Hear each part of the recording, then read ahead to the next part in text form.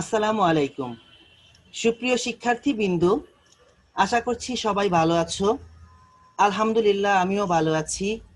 আজকে আবারও আমি তোমাদের মাঝে উপস্থিত হয়েছি আমার আজকের দশম এবং সর্বশেষ ক্লাস নিয়ে এই কোর্সের। সুপ্রিয় শিক্ষার্থীবৃন্দ, তোমাদের সকলেরই মনে আছে যে আমি তোমাদের সাথে অনার্স তৃতীয় বর্ষের দরিদ্র সেবা নীতি অনুশীলন কোর্সটি শেয়ার করছি। তো সুপ্রিয় শিক্ষার্থীবৃন্দ, আমার আজকের এই শেষ ক্লাসে এই জাতীয় বিশ্ববিদ্যালয়ের এই অনলাইন ক্লাসে আমার সকল শিক্ষার্থীদেরকে সবাইকে সুস্বাগতম। সুপ্রিয় শিক্ষার্থীবৃন্দ, করোনাকালীন শিক্ষা কার্যক্রম চলমান রাখার স্বার্থে জাতীয় বিশ্ববিদ্যালয়ের উদ্যোগে অনলাইন ক্লাসে সংযুক্ত হতে পেরে আমি আনন্দিত এবং গর্বিত। সুপ্রিয় শিক্ষার্থীবৃন্দ, আজকে এই অনলাইন ভিত্তিক ক্লাসে আমি আমার 10টা ক্লাস সফলতার সহিত শেষ করতে পেরেছি। এজন্য কৃতজ্ঞতা জানাচ্ছি জাতীয় বিশ্ববিদ্যালয়ের কর্তৃপক্ষের প্রতি। সুপ্রিয় শিক্ষার্থীবৃন্দ, আমি তোমাদের সাথে শেয়ার করছি আমি মোহাম্মদ শহীদুল ইসলাম শহীদ, প্রভাষক, সমাজকর্ম বিভাগ, কাজী আজিমউদ্দিন কলেজ, গাজীপুর। আর তোমাদের নিশ্চয়ই মনে আছে আমি তোমাদের সাথে শেয়ার করছি অনার্স তৃতীয় বর্ষের দরিদ্র সেবা নীতি অনুশীলন course, working with the poor, policy and practice, যার কোর্স কোড হচ্ছে 232107। তো সুপ্রিয় শিক্ষার্থীবৃন্দ, আজকে আমরা শেয়ার করব আমি তোমাদের সাথে এই কোর্সের সর্বশেষ যে অধ্যায়, নবম অধ্যায়, এই নবম অধ্যায়টি আজকে আমি তোমাদের সাথে শেয়ার করব। আমাদের নবম অধ্যায়ের শিরোনাম হচ্ছে বাংলাদেশের দারিদ্র্য বিমোচনের সফলতা, বাধা ও চ্যালেঞ্জ সমূহ। সুপ্রিয় শিক্ষার্থীবৃন্দ, এই অধ্যায়ের যে শিরোনামটি আছে সেটি হচ্ছে বাংলাদেশের দারিদ্র্য বিমোচনের সফলতা, বাধা ও চ্যালেঞ্জ সমূহ। সুপ্রিয় শিক্ষার্থীবৃন্দ, তো একবার দেখে নিব এই অধ্যায়ে আমাদের আজকের আলোচনার টপিক কি রয়েছে, আজকের আলোচনার আলোচ্য বিষয়সমূহ কি কি রয়েছে। আমাদের আজকের আলোচ্য বিষয় হচ্ছে বাংলাদেশের দারিদ্র্য বিমোচন কর্মসূচির সফলতা, প্রতিবন্ধকতা ও চ্যালেঞ্জ সমূহ আলোচনা করো। সুপ্রিয় শিক্ষার্থীবৃন্দ, আজকে আমি তোমাদের সামনে এই প্রশ্নের উত্তরটি তোমাদের সামনে আজকে আমি শেয়ার করব। তো সুপ্রিয় শিক্ষার্থীবৃন্দ, যে স্বাধীন বাংলাদেশের প্রারম্ভিক কালে বাংলাদেশের পথ চলা প্রায় 80% দরিদ্র জনগোষ্ঠীকে নিয়ে, কিন্তু বর্তমানে এর হার 23.5% নেমে এসেছে। এজন্য সরকারের বিভিন্ন উন্নয়নমুখী কর্মসূচি ও পরিকল্পনা গ্রহণ করতে হয়েছে এবং বর্তমানে এই হার 2020 সালের মধ্যে যে হারে নেমে এসেছে সেটা হচ্ছে 18.6% নেমে এসেছে এই দারিদ্র্যের হার, এবং 2030 সালের মধ্যে 90% নামিয়ে আনার লক্ষ্যমাত্রা নির্ধারণ করা হয়। আর এই জন্য সরকারকে বিভিন্ন বাধা ও চ্যালেঞ্জ মোকাবেলা করতে হয়েছে। এজন্য সরকারকে বিভিন্ন বাধা ও চ্যালেঞ্জ মোকাবেলা করতে হবে। সুপ্রিয় শিক্ষার্থীবৃন্দ, আমাদের আলোচনার যে ফার্স্ট টপিক সেটা হচ্ছে দারিদ্র্য বিমোচনে বাংলাদেশের সফলতা। সুপ্রিয় শিক্ষার্থীবৃন্দ, আমরা এখন যে বিষয়টি আমি তোমাদের সাথে শেয়ার করব সেটা হচ্ছে বাংলাদেশের এই যে অন্যতম প্রধান যে সমস্যা, দারিদ্র্য সমস্যা নিয়ে আমরা এই কোর্সটির সবগুলো টপিকই প্রায় সবগুলো অধ্যায় থেকে মূল মূল টপিকগুলো নিয়ে আমি তোমাদের সাথে শেয়ার করেছি। তো আজকে যে আলোচনার যে টপিক, ফার্স্ট যে টপিক, সেটা হচ্ছে দারিদ্র্য বিমোচনে বাংলাদেশের সফলতা কতটুকু। আজকে আমি তোমাদের সামনে এই বিষয়টুকু উপস্থাপন করার চেষ্টা করছি। সুপ্রিয় শিক্ষার্থীবৃন্দ,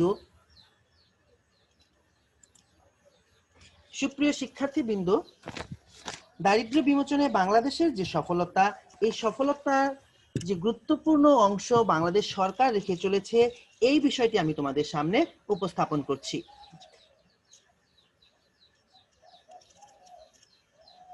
সুপ্রিয় শিক্ষার্থীবৃন্দ, বর্তমান প্রেক্ষাপটে দারিদ্র্য বিমোচন কর্মসূচি সবচাইতে আলোচিত বিষয়সমূহের মধ্যে অন্যতম একটি বিষয়। দারিদ্র্য বিমোচনের জন্য বাংলাদেশের প্রচেষ্টাও প্রশংসনীয়, কিন্তু তারপরেও নানা প্রতিবন্ধকতার কারণে এ সমস্যার প্রত্যাশিত সাফল্য আসছে না, যে কারণে সামাজিক, অর্থনৈতিক, রাজনৈতিক ও সাংস্কৃতিক হাজারো সমস্যা আঁকড়ে ধরে আছে আমাদের এই দেশটিকে। তাই দারিদ্র্য বিমোচনের জন্য বিভিন্ন কর্মসূচি গ্রহণ, প্রতিবন্ধকতা দূরীকরণ ও চ্যালেঞ্জ সমূহ মোকাবেলার মাধ্যমে, এর সফল বাস্তবায়নের মাধ্যমে অর্থনৈতিক প্রবৃদ্ধি অর্জন করে দারিদ্র বিমোচন সম্ভব। সুপ্রিয় শিক্ষার্থীবৃন্দ, এই দারিদ্র বিমোচনে বাংলাদেশে উন্নয়নশীল অনেক দেশের চেয়ে এগিয়ে রয়েছে। বাংলাদেশ সরকারের এগিয়ে থাকলেও বাংলাদেশ সরকারের বিভিন্ন দারিদ্র বিমোচন কর্মসূচির সফলতার জন্য এর সঠিক নীতি নির্ধারণ ও জোরালো বাস্তবায়নের উপর গুরুত্ব দিচ্ছেন। বাংলাদেশ সরকারের যে সফলতা এই দারিদ্র বিমোচনের ক্ষেত্রে, এই সফলতাগুলোর মধ্যে ফার্স্ট যে সফলতা সেটা হচ্ছে সরকারি কর্ম পরিকল্পনা। সুপ্রিয় শিক্ষার্থীবৃন্দ, রূপকল্প 2021-কে সামনে রেখে বাংলাদেশের ইতিহাসে প্রথম বাংলাদেশ প্রেক্ষিত পরিকল্পনা 2010-11 প্রণয়ন করা হয়। এটি বাস্তবে রূপান্তরের লক্ষ্যে মধ্যমেয়াদী পরিকল্পনা হিসেবে প্রণীত ষষ্ঠ পঞ্চবার্ষিক পরিকল্পনা 2011 থেকে 2015 ও সপ্তম পঞ্চম বার্ষিক পরিকল্পনা 2016 থেকে 2020 গ্রহণ করা হয়। এরই রূপকল্প হিসেবে বাংলাদেশকে তথ্য প্রযুক্তি নির্ভর মধ্যম আয়ের দেশে উন্নীত করা এবং দারিদ্র্যের হার 13.5% নামিয়ে আনা হয়। এরই ধারাবাহিকতায় 2030 সালের মধ্যে বিশ্বে একটি নিরক্ষর মুক্ত ও দারিদ্র মুক্ত দেশ হিসেবে স্বীকৃতি অর্জন করবে। সুপ্রিয় শিক্ষার্থীবৃন্দ, তো দারিদ্র বিমোচনে বাংলাদেশের প্রথম যে সফলতা সেটা হচ্ছে সরকারি কর্ম পরিকল্পনা। এই বিষয়টা আমি তোমাদের সামনে উপস্থাপন করেছি। সেকেন্ড যে সফলতা সেটা হচ্ছে উন্নয়নমূলক কর্মসূচি গৃহীত। সুপ্রিয় শিক্ষার্থীবৃন্দ, বাংলাদেশের এই দারিদ্র বিমোচনের ক্ষেত্রে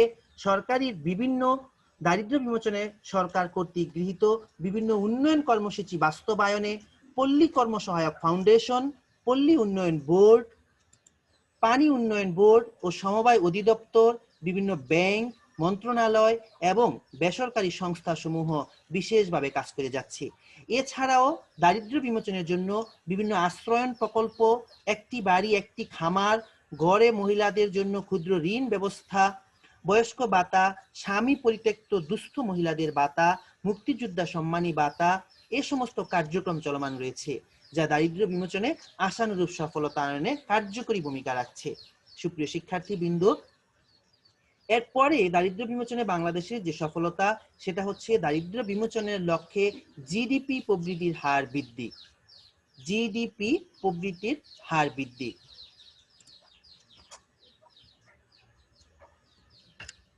সুপ্রিয় শিক্ষার্থীবৃন্দ, দারিদ্র বিমোচনের লক্ষ্যে সপ্তম পঞ্চম বার্ষিক পরিকল্পনায় জিডিপি প্রবৃদ্ধির হার 2016-2020 সালের মধ্যে সাফল্যজনকভাবে 7.1 থেকে 8% এবং প্রবৃদ্ধি 7.4% প্রক্ষেপণ করা হয়েছে।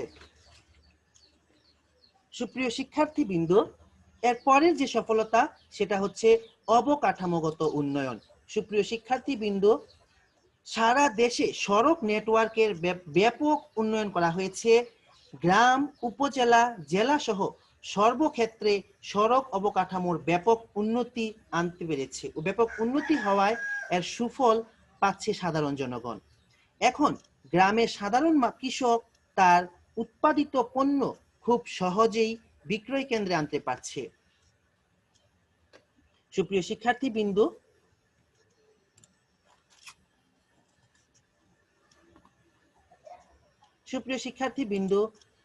খুব সহজেই বলছিলাম যে কৃষি পণ্য কৃষক খুব সহজেই তার বিক্রয় কেন্দ্রে আনতে পারছে। এসব কারণে বাংলাদেশ অতি দ্রুতই এই দারিদ্র অনেকটাই কমে আসছে। শ্রমের প্রকৃত মজুরিও বেড়েছে, এই কারণে দারিদ্রের হার দ্রুত কমছে। সুপ্রিয় শিক্ষার্থীবৃন্দ, এরপরের যে বিষয়টি রয়েছে, যে সফলতা, সেটা হচ্ছে ক্ষুদ্র ঋণ বিতরণ। এই ক্ষুদ্র ঋণ বিতরণের ক্ষেত্রেও বাংলাদেশের সফলতা অনেক বেশি। সুপ্রিয় শিক্ষার্থীবৃন্দ,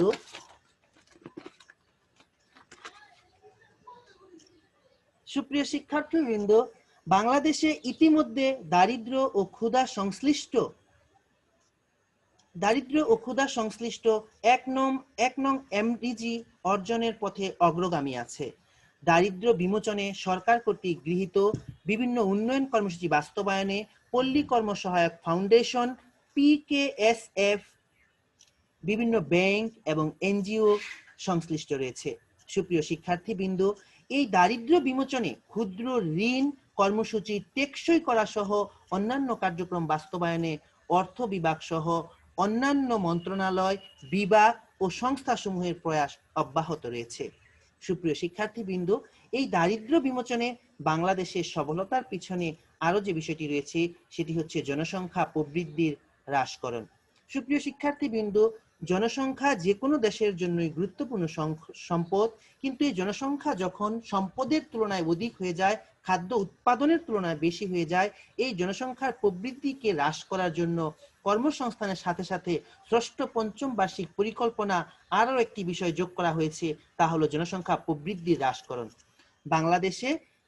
বাংলাদেশ বিশ্বে একটি অধিক জনসংখ্যার দেশ হিসেবে পরিচিত। এখানে জনসংখ্যা কমানোর উপায় হিসেবে নারী শিক্ষা, নারী প্রজনন স্বাস্থ্য ইত্যাদি ধরা হয়েছে। 2015 সালে যেখানে 2.2 এই প্রজনন জন্ম হার ধরা হয়েছিল, সেখানে পঞ্চম বার্ষিক পরিকল্পনা গ্রহণ করা হয়েছে যাতে করে দারিদ্র্য বিমোচন সহজতর হয়। সুপ্রিয় শিক্ষার্থীবৃন্দ, এরপরে বাংলাদেশের যে দারিদ্র্য বিমোচনের সফলতা রয়েছে সেটা হচ্ছে খাদ্য নিরাপত্তা নিশ্চিতকরণ। সুপ্রিয় শিক্ষার্থীবৃন্দ, বাংলাদেশের জন্য দরিদ্র দেশসমূহে খাদ্য নিরাপত্তা নিশ্চিতকরণ একটি গুরুত্বপূর্ণ বিষয়। দেশীয় উৎপাদনের মাধ্যমে বাংলাদেশে খাদ্য নিরাপত্তা নিশ্চিত করার ক্ষমতা আছে। উৎপাদন উন্নয়নের প্রতি জোরদার করা হয়েছে। সুপ্রিয় শিক্ষার্থীবৃন্দ, এই উৎপাদন জোরদার করার পাশাপাশি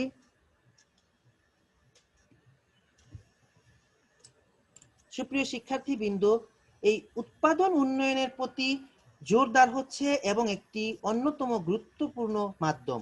এছাড়া কৃষি খাতে আরো বরাদ্দ বৃদ্ধির মাধ্যমে উৎপাদন বৃদ্ধি করার প্রতি জোর দেওয়া হয়েছে এবং এই পরিকল্পনার এভাবে উৎপাদন বৃদ্ধির সাথে সাথে দারিদ্র্য দূরীকরণ কৌশল গ্রহণ করা হয়েছে, যার ফলে দারিদ্র্য খুব দ্রুতই হ্রাস পাচ্ছে।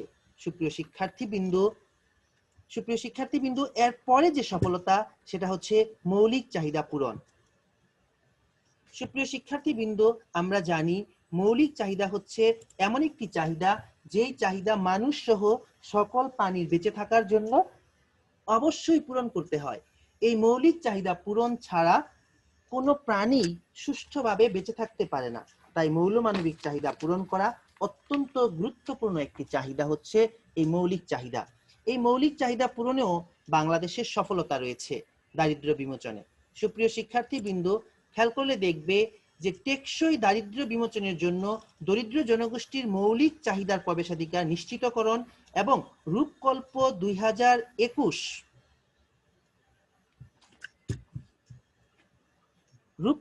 2021 এবং ষষ্ঠ পঞ্চম বার্ষিক পরিকল্পনার আলোকে সামাজিক নিরাপত্তা কর্মসূচির ফলপ্রসূ করার লক্ষ্যে নীতি ও কৌশল নির্ধারণ করা হয়েছে।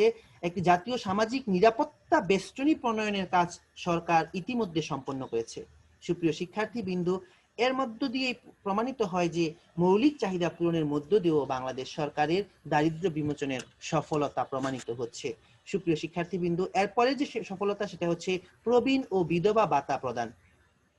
সুপ্রিয় শিক্ষার্থীবৃন্দ, নারী দারিদ্র দূরীকরণ এক অসহায় জনগোষ্ঠী, নারী দারিদ্র দূরীকরণে এক অসহায় জনগোষ্ঠী অর্থাৎ বিধবাদের জন্য এই বিধবা ভাতা প্রদান করা হচ্ছে এবং এই যে প্রবীণের কথা বলছি, প্রবীণদের জন্য রয়েছে প্রবীণ ভাতা।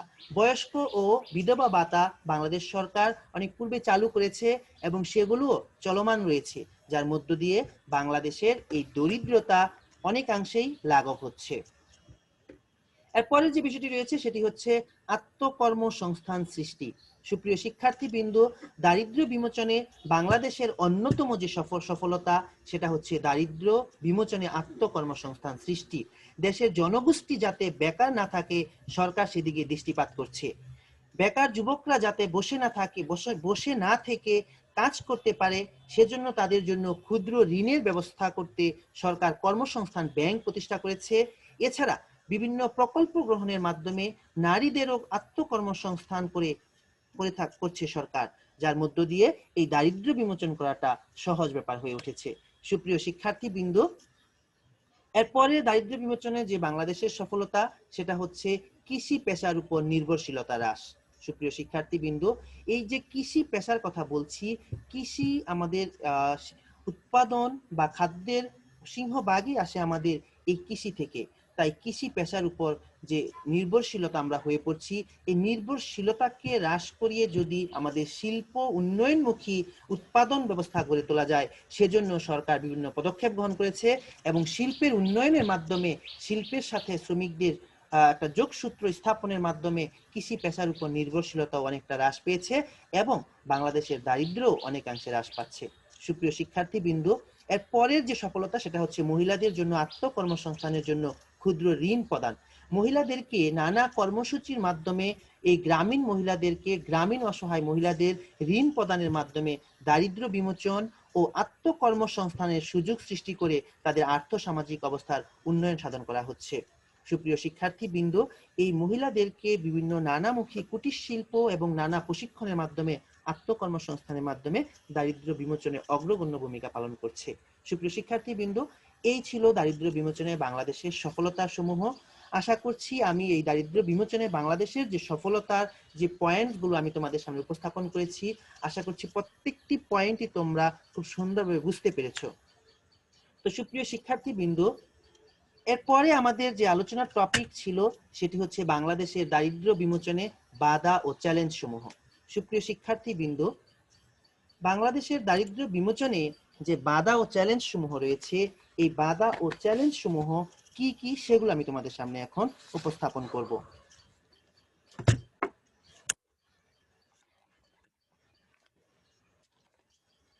সুপ্রিয় শিক্ষার্থীবৃন্দ,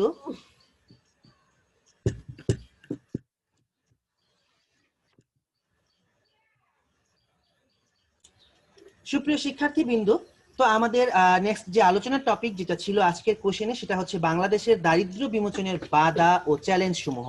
সুপ্রিয় শিক্ষার্থীবৃন্দ, এই বাংলাদেশের দারিদ্র্য বিমোচনে কি কি বাধা রয়েছে, আমরা এতক্ষণ পর্যন্ত সফলতা দেখলাম, এখন আমরা দেখব যে বাংলাদেশের এই দারিদ্র্য বিমোচনের বাধা সমূহ কি কি। সুপ্রিয় শিক্ষার্থীবৃন্দ, দারিদ্র্যের অভিশাপ থেকে মুক্তি লাভের জন্য সরকারি ও বেসরকারি পর্যায়ে বিভিন্ন কর্মসূচি গ্রহণ করা হয়েছে, কিন্তু প্রতিবন্ধকতার কারণে গৃহীত কর্মসূচিগুলো সঠিকভাবে বাস্তবায়ন করা সম্ভব হচ্ছে না। সুপ্রিয় শিক্ষার্থীবৃন্দ, কিন্তু এই যে বিভিন্ন প্রতিবন্ধকতাগুলো, এই প্রতিবন্ধকতাগুলো বাংলাদেশের দারিদ্র্য বিমোচনে চরম প্রতিবন্ধকতা হয়ে দাঁড়িয়েছে, যার জন্য দারিদ্র্য বিমোচন করাটা কষ্টকর ব্যাপার হয়ে দাঁড়িয়েছে। তো সুপ্রিয় শিক্ষার্থীবৃন্দ, সেই বাধাসমূহ কি কি? সেই বাধাসমূহের মধ্যে ফার্স্ট যে বাধা সেটা হচ্ছে সম্পদের সীমাবদ্ধতা ও অতিরিক্ত জনসংখ্যা। সুপ্রিয় শিক্ষার্থীবৃন্দ, স্ক্রিনে খেয়াল করে দেখো, আমি তোমাদের একটি পিকচার দেখাচ্ছি। পিকচারটিতে দেখো, এই যে ফার্স্ট যে বাম পাশের যে পিকচারটি দেখতে পাচ্ছ, একটা জনাকীর্ণ এলাকা, ঘনবসতিপূর্ণ একটা এলাকা। কি কারণে হয়েছে? শুধুমাত্র এই সম্পদের সীমাবদ্ধতার কারণে হয়েছে।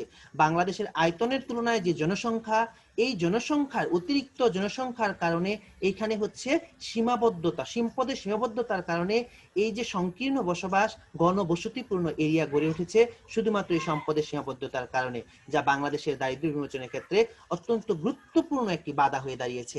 এরপর ডান পাশের পিকচারটিতে দেখো যে এই যে জনসংখ্যা, অতিরিক্ত জনসংখ্যার কথা বলছি, এই অতিরিক্ত জনসংখ্যার কারণে আমাদের রাস্তা ঘাট, অবকাঠামো, যোগাযোগ সকল ক্ষেত্রে সমস্যার সৃষ্টি হচ্ছে। যার ফলে দেখো, এই যে ট্রেনের ছাদে দেখো অসংখ্য মানুষ দাঁড়িয়ে আছে, বসে আছে, প্ল্যাটফর্মে অসংখ্য মানুষ দাঁড়িয়ে আছে। এই সমস্যাটি সৃষ্টি হয়েছে যোগাযোগের ক্ষেত্রে শুধুমাত্র অতিরিক্ত জনসংখ্যার কারণে। এই অতিরিক্ত জনসংখ্যা বাংলাদেশের দারিদ্র্য বিমোচনের ক্ষেত্রে গুরুত্বপূর্ণ বাধা হয়ে দাঁড়িয়েছে। তো সুপ্রিয় শিক্ষার্থীবৃন্দ, এর পরের যে বাধা সেটা হচ্ছে দুর্নীতি। সুপ্রিয় শিক্ষার্থীবৃন্দ, দুর্নীতি বাংলাদেশের অন্যতম একটি ব্যাধি। এই দুর্নীতির কারণে আমরা যেন সকল ক্ষেত্রেই পিছিয়ে পড়ছি। তোমরা খেয়াল করে দেখবে যে দুর্নীতি এখন বাংলাদেশের প্রতিটা বিষয়ে, প্রতিটা ক্ষেত্রে যেন প্রতিটা রন্ধ্রে রন্ধ্রে এই দুর্নীতি অবস্থান করছে। সুপ্রিয় শিক্ষার্থীবৃন্দ, দুর্নীতি এদেশের দারিদ্র্য বিমোচনের পথে প্রধান অন্তরায়। আন্তর্জাতিক রিপোর্ট অনুযায়ী বাংলাদেশের 1 নম্বর দুর্নীতিগ্রস্ত দেশ হচ্ছে বাংলাদেশ। দুর্নীতির কারণে এদেশের প্রশাসনিক ব্যবস্থা অনেকটা ভেঙে পড়েছে। দুর্নীতির কারণে দরিদ্রদের উন্নয়নে যেসব উন্নয়নমূলক কর্মসূচি গ্রহণ করা হচ্ছে, তার ফল জনগণের নিকট শতভাগ পৌঁছে না। সে কারণে তারা নিজেদের ভাগ্যোন্নয়নে তেমন সহযোগিতা না পাওয়ায় দারিদ্র্যের বেড়াজাল থেকে মুক্ত হতে পারছে না। তাই এই দুর্নীতিকে দারিদ্র্য বিমোচনের ক্ষেত্রে অন্যতম বাধা হিসেবে চিহ্নিত করা হয়েছে। সুপ্রিয় শিক্ষার্থীবৃন্দ, তোমরা পিকচারটিতে খেয়াল করলে দেখবে আমি স্ক্রিনে যে পিকচারটি তোমাদের দেখিয়েছি, দেখো দুর্নীতির যে কিছু চিত্র আমি তোমাদের সামনে তুলে ধরেছি। দেখো এখানে হচ্ছে এই দুর্নীতিগ্রস্ত ব্যক্তিরা দেখো কি করছে, প্রশাসনের বিভিন্ন ঊর্ধ্বতন পদে তারা কর্মস্থ রয়েছে। তারা কি করছে, বিভিন্নভাবে দেখো তারা এই যে দুর্নীতির সাথে সম্পৃক্ত হচ্ছে, যার ফলে এদেশের দরিদ্র ব্যক্তিরা দরিদ্রের বেড়াজাল থেকে মুক্ত হতে পারছে না। তাই দুর্নীতিকে বাংলাদেশের দারিদ্র বিমোচনের অন্যতম একটা বাধা হিসেবে চিহ্নিত করা হয়েছে। সুপ্রিয় শিক্ষার্থীবৃন্দ, এর পরের যে বাধা সেটি হচ্ছে স্বাস্থ্য ও শিক্ষাহীনতা। এই স্বাস্থ্য ও শিক্ষাহীনতাও বাংলাদেশের দারিদ্র বিমোচনে অন্যতম একটি বাধা হয়ে দাঁড়িয়েছে। সুপ্রিয় শিক্ষার্থীবৃন্দ, স্ক্রিনে দেখানো পিকচারটির দিকে খেয়াল করলে দেখবে যে স্বাস্থ্যহীনতা আমাদের দারিদ্র বিমোচনে কতটা বাধার সৃষ্টি করছে। এই সুস্বাস্থ্যের অধিকারী না হতে পারাটা যে কত দুর্ভাগ্যের বিষয়। এই আমাদের বাংলাদেশের অসংখ্য শিশু ছোটবেলায় এই দারিদ্র্যের কারণে তারা স্বাস্থ্যহীনতায় ভুগছে। তারা স্বাস্থ্যহীনতার কারণে নানা রকম রোগ ব্যাধির শিকার হচ্ছে, তারা পুষ্টিহীনতার শিকার, তারা নানা রকম রোগে ভুগছে, যার ফলে তারা সুস্বাস্থ্যের অধিকারী হয়ে উঠতে পারছে না। এবং আরেকটি বিষয় রয়েছে, সেটি হচ্ছে শিক্ষাহীনতা। এই দারিদ্র্যের কারণে তারা শিক্ষা থেকে বঞ্চিত। সুপ্রিয় শিক্ষার্থীবৃন্দ, যে বিষয়টি বলছি, সক্ষম ও শিক্ষিত জনগোষ্ঠী একটি দেশের উন্নয়নের পূর্ব শর্ত। কিন্তু বাংলাদেশের দিকে তাকালে দেখবে যে এই দুটি খাতেই এক বিপরীত চিত্র লক্ষ্য করা যায়, স্বাস্থ্য খাত এবং শিক্ষা খাত। এদেশের মোট জনসংখ্যার ৭৫%ই কোনো না কোনো ভাবে পুষ্টিহীনতার শিকার। অন্যদিকে শিক্ষার অভাবেও বিপুল সংখ্যক জনগণ নিজেদেরকে শিক্ষার আলো থেকে বঞ্চিত করছে। তারা শিক্ষিত না হতে পারার কারণে কর্মহীন জীবনযাপন করছে। তাই সরকারি ও বেসরকারি পর্যায়ে যেসব কার্যক্রম গ্রহণ করা হচ্ছে, সেগুলো এসব কর্মক্ষম জনগণ দ্বারা বাস্তবায়ন করা হচ্ছে না। ফলে তারা দারিদ্র থেকেও বেরিয়ে আসতে পারছে না, যার ফলে এই দারিদ্র বিমোচনের একটা অন্যতম বাধা হিসেবে চিহ্নিত করা হয়েছে এই স্বাস্থ্য ও শিক্ষাহীনতাকে। সুপ্রিয় শিক্ষার্থীবৃন্দ, এর পরের যে বিষয়টি রয়েছে, যে বাধাটি চিহ্নিত করা হয়েছে, সেটা হচ্ছে প্রাকৃতিক দুর্যোগ। সুপ্রিয় শিক্ষার্থীবৃন্দ, বহির্বিশ্বে বাংলাদেশ প্রাকৃতিক দুর্যোগের দেশ হিসেবে পরিচিত। বন্যা, ঘূর্ণিঝড়, জলোচ্ছ্বাস, খরা, নদী ভাঙ্গন প্রভৃতি হলো বাংলাদেশের ভয়াবহ প্রাকৃতিক দুর্যোগ। প্রতি বছর এসব দুর্যোগের কারণে শত শত টাকার সম্পদ বিনষ্ট হয়। প্রাকৃতিক দুর্যোগ সামগ্রিক অর্থনৈতিক ব্যবস্থাকে ক্ষতিগ্রস্ত করে এবং এতে করে বিপুল সংখ্যক মানুষ গৃহহীন, সহায় সম্বলহীন এবং কর্মহীন হয়ে দারিদ্র অবস্থায় নিপতিত হচ্ছে। সুপ্রিয় শিক্ষার্থীবৃন্দ, স্ক্রিনে খেয়াল করে দেখো, আমি তোমাদের যে ছবিটি দেখিয়েছি, দেখো একটি প্রাকৃতিক দুর্যোগের একটি ছবি আমি তোমাদের দেখিয়েছি। এই প্রাকৃতিক দুর্যোগটি হচ্ছে বন্যা। এই বন্যার কারণে বাংলাদেশে প্রতি বছর অসংখ্য মানুষের ব্যাপক ক্ষয়ক্ষতি হচ্ছে, ফসলের ক্ষয়ক্ষতি হচ্ছে, ঘরবাড়ির ক্ষয়ক্ষতি হচ্ছে। এই ক্ষয়ক্ষতি কাটিয়ে উঠতেই তাদের জীবনের প্রায় অনেকটা সময় পাড়ি দিচ্ছে, যার ফলে তারা এই দারিদ্র্যের দুষ্ট চক্র থেকে বেরিয়ে আসতে পারছে না। যার ফলে দারিদ্র্যর অন্যতম একটা বাধা হচ্ছে এই প্রাকৃতিক দুর্যোগ দারিদ্র্য দূরীকরণের ক্ষেত্রে। সুপ্রিয় শিক্ষার্থীবৃন্দ, এর পরের যে বাধা, সেটা হচ্ছে অনুন্নত কৃষি। সুপ্রিয় শিক্ষার্থীবৃন্দ, তোমরা স্ক্রিনে খেয়াল করলে দেখবে যে এই যে অনুন্নত কৃষির আমি যে তোমাদেরকে ছবি আমি তোমাদের দেখিয়েছি, সুপ্রিয় শিক্ষার্থীবৃন্দ, এই অনুন্নত কৃষির কারণে হচ্ছে যে আমাদের দেখো প্রাচীন যে চাষাবাদ পদ্ধতি, এই প্রাচীন চাষাবাদ পদ্ধতিটি আমি তোমাদেরকে স্ক্রিনে দেখিয়েছি। এই প্রাচীন চাষাবাদের কারণে যেখানে অনেক সময়ের ব্যাপার এবং অনেক শ্রম এবং কষ্টসাধ্য একটি ব্যাপার ছিল, অনেক সময়ের প্রয়োজন এবং কঠিন শ্রমের এবং সময় দুটোই লাগতো। সেখানে হচ্ছে আমাদের এখন যে আধুনিক যে চাষাবাদ, এই আধুনিক চাষাবাদ প্রযুক্তি আসার ফলে আমাদের কৃষি ব্যবস্থার কিছুটা উন্নতি হয়েছে, কিন্তু আমাদের এই যে অনুন্নত কৃষি ব্যবস্থা, আমাদের সেচ, আমাদের চাষাবাদ, আমাদের সার এবং কীটনাশকের যে ব্যবস্থাগুলো ছিল, এগুলো অনুন্নত হওয়ার কারণেও আমাদের দারিদ্র বিমোচন করাটা অনেক দুঃসাহ ব্যাপার হয়ে দাঁড়িয়েছিল। সুপ্রিয় শিক্ষার্থীবৃন্দ, তাই এই অনুন্নত কৃষিকে দারিদ্র বিমোচনের ক্ষেত্রে অন্যতম একটা বাধা হিসেবে চিহ্নিত করা হয়েছে। সুপ্রিয় শিক্ষার্থীবৃন্দ, উন্নত বিশ্বে একর প্রতি যেখানে উৎপাদন হতো ৬০ থেকে ৬৫ মন, কিন্তু কৃষি উৎপাদন কম হওয়া জনগণের চাহিদা পূরণ করতে না পারার ফলে এই বাংলাদেশের দারিদ্র বিমোচন করাটা হচ্ছে খুব কঠিন একটা ব্যাপার। সুপ্রিয় শিক্ষার্থীবৃন্দ, এরপরে আমাদের যে দারিদ্র্য বিমোচনের যে বাধা চিহ্নিত করা হয়েছে সেটা হচ্ছে অনুন্নত শিল্প। সুপ্রিয় শিক্ষার্থীবৃন্দু, বাংলাদেশের দারিদ্র্যের অন্যতম কারণ হলো শিল্পের অনগ্রসরতা। এদেশের শিল্প ব্যবস্থা অনেকটা অনুন্নত। ব্রিটিশ আমলে এদেশের শিল্পের উন্নয়ন ঘটেনি, ফলে পাকিস্তান আমলে এদেশের শিল্পের উন্নয়নের গতি ছিল অত্যন্ত মন্থর। এছাড়া পাকিস্তানি শিল্পনীতির কারণে অধিকাংশ শিল্প কারখানা পাকিস্তানে গড়ে ওঠে। জাতীয় আয়ে এদেশের শিল্পের অবদান মাত্র 10%। সুপ্রিয় শিক্ষার্থীবৃন্দু, তাই এই অনুন্নত শিল্পকে বাংলাদেশের দারিদ্র্য বিমোচনের ক্ষেত্রে অন্যতম একটা বাধা হিসেবে চিহ্নিত করা হয়েছে। এরপরের যে বাধাটা রয়েছে সেটা হচ্ছে রাজনৈতিক অস্থিতিশীলতা। সুপ্রিয় শিক্ষার্থীবৃন্দু, আমাদের দেশের রাজনৈতিক অঙ্গনে যে ঘন ঘন হরতাল, ধর্মঘট চলছে, এই যে রাজনৈতিক অস্থিতিশীলতা, দ্বন্দ্ব সংঘাত, সরকার এবং বিরোধী দলের মধ্যে যে দ্বন্দ্ব সংঘাত চলছে, এই রাজনৈতিক অস্থিতিশীলতাও আমাদের বাংলাদেশের দারিদ্র্য বিমোচনের ক্ষেত্রে অন্যতম একটা বাধা হিসেবে কাজ করছে। এরপরের যে বাধা সেটা হচ্ছে ধর্মীয় ও সামাজিক বাধা ও কুসংস্কার। সুপ্রিয় শিক্ষার্থীবৃন্দ, ধর্ম ও সামাজিক বিধি নিষেধের বেড়াজালে এদেশের মানুষের জীবনযাত্রা অনেকাংশে নিয়ন্ত্রিত। ব্রিটিশ আমলে এদেশের মুসলমানরা ধর্মীয় কারণে ইংরেজি শিক্ষা থেকে মুখ ফিরিয়ে রাখে। এর ফলশ্রুতিতে পরবর্তীতে তাদেরকে অর্থনৈতিক ও সামাজিক নানা সুযোগ সুবিধা হতে বঞ্চিত হতে হয়। আবার আমাদের দেশে ধর্মীয় ও সামাজিক বিধিনিষেধ ও সংস্কারের কারণে ঘরের বাইরে নারীদের কর্মের সুযোগ প্রদান করা হয়নি। অথচ এদেশের জনসংখ্যার প্রায় অর্ধেকই হচ্ছে নারী। এতে করে দেশের প্রায় অর্ধেক জনগোষ্ঠী নির্ভরশীল জনগোষ্ঠীতে পরিণত হতে হয়, যা দারিদ্র্য অবস্থাকে ত্বরান্বিত করছে।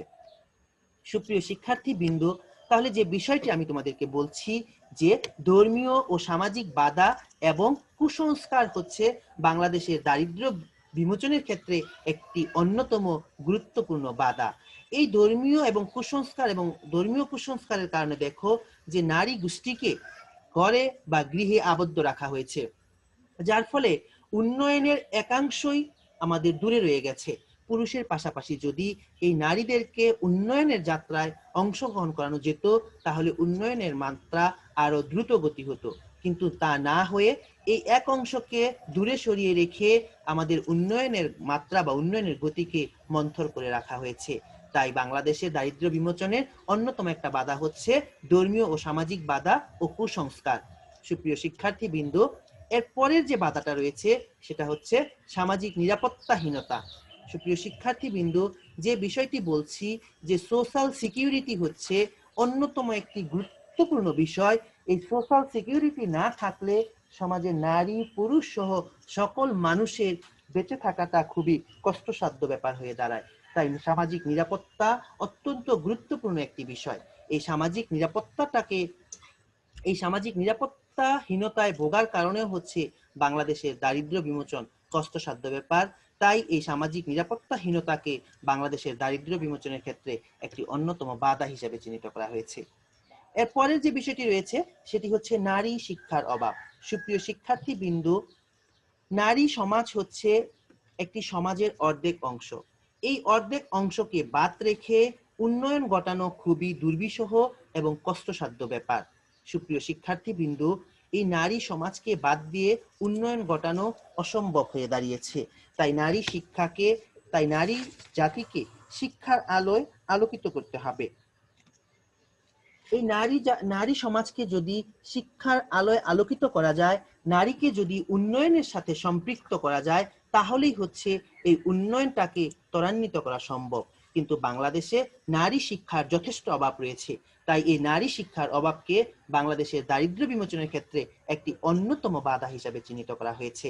সুপ্রিয় শিক্ষার্থীবৃন্দ, কাজী নজরুল ইসলামের ভাষায় পৃথিবীতে যত কল্যাণকর অর্ধেক তার করিয়াছে নারী, অর্ধেক তার নর। কিন্তু ধর্মীয় কুসংস্কারের কারণে এদেশের নারী শিক্ষার প্রসার ঘটছে। ধর্মীয় কুসংস্কারের কারণে এদেশের নারী শিক্ষার প্রসার ঘটানো খুবই কষ্টকর হয়ে উঠছে। তারা উৎপাদনে আত্মনিয়োগ করতে পারছে না। তাই বাংলাদেশের দারিদ্র্য বিমোচন করাটাও কষ্টসাধ্য ব্যাপার হয়ে দাঁড়িয়েছে। এরপরের যে বিষয়টিকে বাধা হিসেবে চিহ্নিত করা হয়েছে সেটা হচ্ছে বেকার সমস্যা। সুপ্রিয় শিক্ষার্থীবৃন্দ, এই বেকার সমস্যা এমন একটি সমস্যা যেখানে হচ্ছে এই বেকার সমস্যার কারণে মানুষ কি করতে পারছে না, তার যে ন্যূনতম মৌলমানবিক চাহিদাগুলো আছে এই মৌলমানবিক চাহিদাটুকু সে পূরণ করতে পারছে না। এদেশে এখন প্রচুর পরিমাণ লোক বেকার জীবনযাপন করছে। এদেশের অনেক লোক বেকারত্বে ভুগছে। দেশে নির্ভরশীলতার পরিমাণ বাড়ছে, ফলে জনগণের মাথাপিছু আয় হ্রাস পাচ্ছে। সুপ্রিয় শিক্ষার্থীবৃন্দ, এই যে বেকারত্বের কথা বলছি, বাংলাদেশে অনেক শিক্ষিত বেকারের সংখ্যা দিন দিন বাড়ছে। যথেষ্ট পরিমাণ কর্মসংস্থান না থাকার কারণে এই কর্মহীনতায় তারা ভুগছে এবং তাদের পরিবারের আয়ের পথও বন্ধ হচ্ছে। তাদের পরিবারের আয়ের ব্যবস্থা করতে না পারার কারণে পরিবারের মৌলমানবিক চাহিদাগুলো যথাযথভাবে পূরণ করতে পারছে না, যার কারণে এই বেকার সমস্যাকে বাংলাদেশের দারিদ্র বিমোচনের ক্ষেত্রে অন্যতম একটি বাধা হিসেবে চিহ্নিত করা হয়েছে। এরপরের যে বাধাটা রয়েছে সেটা হচ্ছে মূলধনের অভাব। সুপ্রিয় শিক্ষার্থীবৃন্দ, একটি দেশের দরিদ্রের অন্যতম কারণ হলো মূলধনের অভাব। এদেশের অধিকাংশ জনসাধারণের উৎপাদন ক্ষমতা স্বল্প উৎপাদন ক্ষমতার কারণে তারা অধিক আয় করতে পারছে না। তাদের মূলধন সংগ্রহের ক্ষমতা কম, মূলধনের অভাবে উৎপাদন হ্রাস পায়, ফলে জনগণের জীবনযাত্রার মান উন্নত হয় না, নতুন মূলধন সৃষ্টিও হচ্ছে না। তাই সুপ্রিয় শিক্ষার্থীবৃন্দ, আমাদের বাংলাদেশের দারিদ্র বিমোচনের একটি অন্যতম বাধা বা প্রতিবন্ধকতা হচ্ছে মূলধনের অভাব।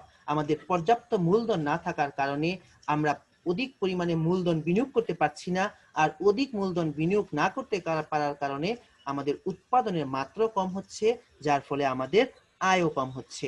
তাই এই উৎপাদন কম হওয়ার কারণে তাই এই মূলধনের অভাবকে দায়ী করা হচ্ছে, আর এই মূলধনের অভাবের কারণে আমাদের দারিদ্র দূর করাটাও অনেক দুর্বিষহ হয়ে পড়ছে। সুপ্রিয় শিক্ষার্থীবৃন্দ, এর পরের যে বাধা সেটা হচ্ছে দ্রব্যমূল্যের ঊর্ধ্বগতি। দ্রব্যমূল্য, নিত্য প্রয়োজনীয় কিছু দ্রব্যমূল্য রয়েছে যেগুলো জীবন যাপনের জন্য অতি প্রয়োজন। মানুষের নিত্যই ব্যবহার্য এই দ্রব্য সামগ্রী যেন দিন দিন বেড়েই চলেছে। বাংলাদেশের দ্রব্যমূল্যের অনেকটা ঊর্ধ্বগতি। এদেশের এদেশের এদেশের জনগণ নিত্য প্রয়োজনীয় যে চাহিদাগুলো রয়েছে এই চাহিদাগুলো পূরণ করার ক্ষেত্রে অনেক বাধার সম্মুখীন হচ্ছে। এর কারণ হচ্ছে দ্রব্যমূল্যের ঊর্ধ্বগতি। দ্রব্যমূল্যের ঊর্ধ্বগতির পিছনে অনেকটা হচ্ছে বাজারের অনিয়ন্ত্রিত দ্রব্যমূল্য সাধারণ জনগণের ক্রয় ক্ষমতার বাইরে। এদেশের প্রয়োজনীয় দ্রব্যমূল্য দিন দিন বৃদ্ধি পাচ্ছে, কিন্তু মানুষের আয় বৃদ্ধি পাচ্ছে না। তাই তাই এই দ্রব্যাদির মাত্রা দিন দিন বৃদ্ধি পাচ্ছে, ফলে জনসাধারণের জীবনযাত্রার মান নিম্নগতি হচ্ছে। সুপ্রিয় শিক্ষার্থীবৃন্দ, এই দ্রব্যমূল্যের ঊর্ধ্বগতির কারণে আমাদের সমাজের লোকজন, আমাদের রাষ্ট্রের লোকজন তাদের যে ন্যূনতম চাহিদাগুলো আছে, নিত্য প্রয়োজনীয় যে চাহিদাগুলো আছে, এই চাহিদাগুলো পূরণ করতে পারছে না, যা এই দারিদ্র্য বিমোচনের ক্ষেত্রে তাই দ্রব্যমূল্যের ঊর্ধ্বগতিকে অন্যতম বাধা হিসাবে চিহ্নিত করা হয়েছে। সুপ্রিয় শিক্ষার্থীবৃন্দ, এর পরের যে বাধা সেটা হচ্ছে কারিগরি জ্ঞানের অভাব। সুপ্রিয় শিক্ষার্থীবৃন্দ, আমাদের দেশে এই দারিদ্র বিমোচনের ক্ষেত্রে অন্যতম একটা বাধা হিসাবে এখন চিহ্নিত করা হচ্ছে এই কারিগরি জ্ঞানকে। তোমরা জানো যে সাধারণ শিক্ষা অর্জনের পর একটি শিক্ষার্থীকে তার কর্মস্থল বা পেশা বেছে নিতে অনেক হিমশিম খেতে হচ্ছে। সে শিক্ষার আলোয় আলোকিত হয়েও তার কর্মে নিযুক্ত হওয়ার মতো দক্ষতা, যোগ্যতা, জ্ঞান থাকার পরেও সে কর্মহীন অবস্থায় অবস্থান করছে। দ্যাট মিনস বেকার হয়ে রয়েছে, যার ফলে তার পরিবারের আয়ের পথ বন্ধ হচ্ছে। তার পরিবারের আয় উপার্জন না হওয়ার কারণে সে দিনহীন জীবনযাপন করছে। এই যে কারিগরি শিক্ষাকে আমরা কথা বলছি, বাংলাদেশে কারিগরি জ্ঞানের যে অনুন্নত কারিগরি জ্ঞানের অভাবে এদেশে উন্নত প্রযুক্তি ব্যবহার নিশ্চিত নয়। উন্নত প্রযুক্তির অভাবে কলকারখানার উৎপাদন বাড়ছে না, উৎপাদন বৃদ্ধি না পেলে অর্থনৈতিক উন্নয়নের গতি মন্থর হয়, যার ফলে উন্নয়নও সম্ভব নয়। সুপ্রিয় শিক্ষার্থীবৃন্দ, ফলে জনসাধারণের দারিদ্র্য সীমার নিচে বাস করছে, তাদের ভাগ্যের কোনো পরিবর্তন করছে না। তাই এ সমস্ত ছেলে মেয়েদেরকে যদি সাধারণ শিক্ষার পাশাপাশি তাদের কারিগরি জ্ঞানের মাধ্যমে, কারিগরি শিক্ষার মাধ্যমে কারিগরি জ্ঞান বাড়িয়ে তোলা যায়, তবেই হচ্ছে হয়তোবা এই দারিদ্র্যের হার অনেকটা লাঘব হবে। তাই কারিগরি জ্ঞানের অভাবকে বাংলাদেশের দারিদ্র্য বিমোচনের ক্ষেত্রে একটি অন্যতম বাধা হিসাবে চিহ্নিত করা হচ্ছে। সুপ্রিয় শিক্ষার্থীবৃন্দ, তো এই ছিল আমাদের বাংলাদেশের দারিদ্র্য বিমোচনের ক্ষেত্রে যে সমস্ত বাধা সমূহ আমরা চিহ্নিত করেছিলাম, এই সমস্ত ছিল, এই বিষয়গুলো আমরা বাংলাদেশের দারিদ্র্য বিমোচনের ক্ষেত্রে বাধা হিসেবে চিহ্নিত করেছি। এই বিষয়গুলো আমি তোমাদের সামনে উপস্থাপন করার চেষ্টা করেছি। সুপ্রিয় শিক্ষার্থীবৃন্দ, তো বাংলাদেশের দারিদ্র্য বিমোচনের ক্ষেত্রে যে বাধাসমূহ ছিল সে বিষয়গুলো একে একে আমি তোমাদের সামনে স্পষ্টভাবে উপস্থাপন করার চেষ্টা করেছি। আশা করছি প্রত্যেকটি বিষয়ই তোমরা সুস্পষ্টভাবে বুঝতে পেরেছো। তো সুপ্রিয় শিক্ষার্থীবৃন্দ, আমি আরো একবার দেখিয়ে দিচ্ছি বাংলাদেশের দারিদ্র্য বিমোচনের ক্ষেত্রে কোন কোন বিষয়গুলোকে বাধা হিসেবে চিহ্নিত করা হয়েছে। বাংলাদেশের দারিদ্র্য বিমোচনের বাধা ও চ্যালেঞ্জ সমূহ হচ্ছে সম্পদের সীমাবদ্ধতা ও অতিরিক্ত জনসংখ্যা, সেকেন্ড ছিল দুর্নীতি, এরপর হচ্ছে স্বাস্থ্য ও শিক্ষাহীনতা, এরপর হচ্ছে প্রাকৃতিক দুর্যোগ, অনুন্নত কৃষি, অনুন্নত শিল্প, রাজনৈতিক অস্থিতিশীলতা, ধর্মীয় ও সামাজিক বাধা ও কুসংস্কার, সামাজিক নিরাপত্তাহীনতা, নারী শিক্ষার অভাব, বেকার সমস্যা, মূলধনের অভাব, দ্রব্যমূল্যের ঊর্ধ্বগতি, কারিগরি জ্ঞানের অভাব। এইগুলো হচ্ছে বাংলাদেশের দারিদ্র্য বিমোচনের ক্ষেত্রে বাধা বা চ্যালেঞ্জ সমূহ। সুপ্রিয় শিক্ষার্থীবৃন্দ, আশা করছি এ সমস্ত বাধা বা চ্যালেঞ্জ সমূহ তোমরা অবশ্যই ব্যাখ্যা বিশ্লেষণ করতে পারবে। তো সুপ্রিয় শিক্ষার্থীবৃন্দ, আমার এই ক্লাসটা নিতে গিয়ে আমি যে সমস্ত বইয়ের সহযোগিতা নিয়েছিলাম, এই গ্রন্থপুঞ্জির তালিকাতে আমি সে সমস্ত বইয়ের নাম, লেখকের নাম সহ দিয়ে দিয়েছি। তোমরা চাইলে স্ক্রিনে দেখানো এই বইসমূহ, এই রাইটারের এই বইসমূহ নিয়ে তোমরা এই লেকচারটাকে, তোমরা এই বিষয়ে আরো বেশি সুস্পষ্ট হতে পারবে। তো সুপ্রিয় শিক্ষার্থীবৃন্দ, আমি আমার এই ক্লাসটা এখানেই শেষ করতে যাচ্ছি। তারপরও শেষ করার আগে পুরো ক্লাসটাকে আমি একবার সামারাইজ করে দিচ্ছি তোমাদের সুবিধার্থে। সুপ্রিয় শিক্ষার্থীবৃন্দ, আমি আজকে তোমাদের সাথে শেয়ার করেছি আমাদের এই দরিদ্র সেবা নীতি ও অনুশীলন কোর্সের যে সর্বশেষ যে অধ্যায়, নবম অধ্যায়টি আজকে আমি তোমাদের সাথে শেয়ার করেছি। এই নবম অধ্যায়ের শিরোনাম ছিল বাংলাদেশের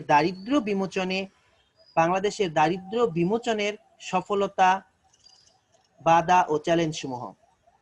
সুপ্রিয় শিক্ষার্থীবৃন্দ, তো এর আলোচ্য বিষয়, যে বিষয়টিকে আজকে আমি আলোচনা করেছি, সেটি হচ্ছে বাংলাদেশের দারিদ্র্য বিমোচন কর্মসূচির সফলতা, প্রতিবন্ধকতা ও চ্যালেঞ্জ সমূহ আলোচনা করো। এই প্রশ্নের উত্তরটি আমি তোমাদের সাথে শেয়ার করেছি।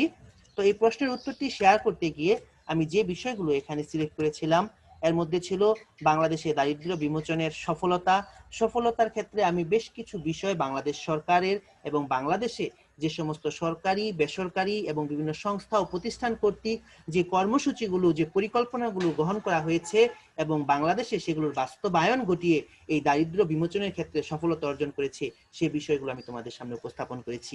এর মধ্যে বেশ কিছু গুরুত্বপূর্ণ বিষয় আমি তোমাদের সামনে উপস্থাপন করেছিলাম, বেশ কিছু পরিকল্পনার কথা বলেছি, বিভিন্ন কর্মসূচি গ্রহণ এবং বাস্তবায়নের কথা বলেছি।